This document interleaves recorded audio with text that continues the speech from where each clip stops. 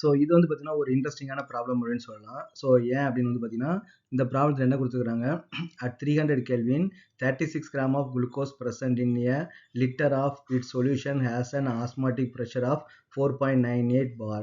If the osmotic pressure of the solution is 1.52 bars at the same temperature, what will be its concentration அப்படின்னு வந்து கேட்டுக்கிறாங்க இல்லையா.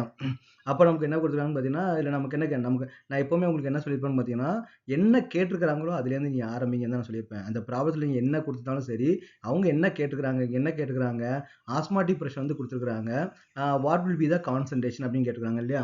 இப்போ osmotic ப்ரெஷரை base பண்ணி நமக்கு என்ன ஃபார்முலான்னு பார்த்தீங்கன்னா pi is equal to CRT. இங்கே சின்றது வந்து நமக்கு வந்து கான்சன்ட்ரேஷன். ஓகே, அப்போ இங்கே பையோட வேல்யூ வந்து கொடுத்துருக்காங்க. என்ன பையோட வேல்யூ என்ன கொடுத்துருக்காங்க, 1.52 கொடுத்துருக்காங்க. அப்போ கான்சன்ட்ரேஷன் தான் கேட்டுருக்காங்க. ஆரோட வேல்யூ வந்து பார்த்தீங்கன்னா 0.08314. எனக்கு வந்து பார் வந்து யூஸ் பண்ணியிருக்காங்க இல்லையா. ப்ரெஷர் எனர்ஜியில் யூஸ் பண்ணும்போது நம்ம ஆரோட வேல்யூ 8.314 வந்து நம்ம யூஸ் பண்ணுவோம். அப்போ ப்ரெஷரில் யூஸ் பண்ணும்போது 0.08314 வந்து யூஸ் பண்ணுவோம். டெம்பரேச்சர் என்ன கொடுத்துருக்காங்கன்னு பார்த்தீங்கன்னா 300 கெல்வின் வந்து கொடுத்துருக்காங்க. அப்போ நம்ம என்ன பண்ணலாம், சியை வந்து நீங்கள் வந்து டைரெக்டாக வந்து கண்டுபிடிச்சிடலாம். அப்போ C is equal to 1.52 divided by 0.08314 into 300. இதை சால்வ் பண்ணீங்க அப்படின்னா உங்களுக்கு வந்து ஆன்சர் வந்து வந்துடும். ஓகேவா.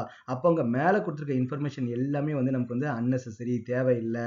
இந்த 36 கிராம் ஆஃப் குளுக்கோஸ், அந்த 498 பார், இந்த இதெல்லாம் நமக்கு வந்து தேவையே இல்லை. சில டைம் என்ன பண்ணுவோம்னா ஸ்டூடெண்ட்ஸ் அப்படியே ஸ்டக் ஆகி நின்றுவாங்க. அப்போ அந்த இன்ஃபர்மேஷன் வந்து நமக்கு எப்படி இங்கே கொண்டு வருதுன்னு சொல்லிட்டு இந்த சிம்பிளான ப்ராப்ளத்தை வந்து நம்ம வந்து காம்ப்ளிகேட் பண்ணிடுவாங்க. ஈவன் நிறைய ஸ்கூலில் கூட டீச்சரே வந்து இந்த மாதிரி தான் வந்து பண்றாங்க. அந்த ஆரோட வேல்யூ வந்து நமக்கு வந்து அன்னோன் வச்சுக்கிட்டு அப்படியே கொஞ்சம் வேற மாதிரி கொண்டு போவாங்க.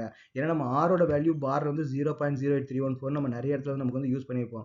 அப்போ ஆரை வந்து அன்னோன் வேல்யூ வச்சுக்கிட்டு 2 ஈக்குவேஷன் மேக் பண்ணிட்டு டிவைட் பண்ணிட்டு அப்படியே காம்ப்ளிகேட்டடா வந்து பண்ணுவாங்க. ஓகேவா. ஸோ இது வந்து ஒரு சிம்பிளான ப்ராப்ளம் தான். அதுதான் நான் எப்பவுமே நான் என்ன சொல்லுவேன்னு பார்த்தீங்கன்னா என்ன கேட்டிருக்கிறாங்களோ அதுலேருந்து ஆரம்பிங்க. அதுக்கு தேவையான இன்ஃபர்மேஷன் மேலே கொடுத்துருந்தாங்கன்னா எடுத்துங்க. எல்லாத்தையும் உள்ள கொண்டு வரணும்னு நினைக்காதீங்க. அதுக்கு வந்து இந்த எக்ஸாம்பிள் வந்து பார்த்தீங்கன்னா ஒரு பெஸ்ட் இந்த சம் வந்து பார்த்தீங்கன்னா ஒரு பெஸ்ட் எக்ஸாம்பிள்.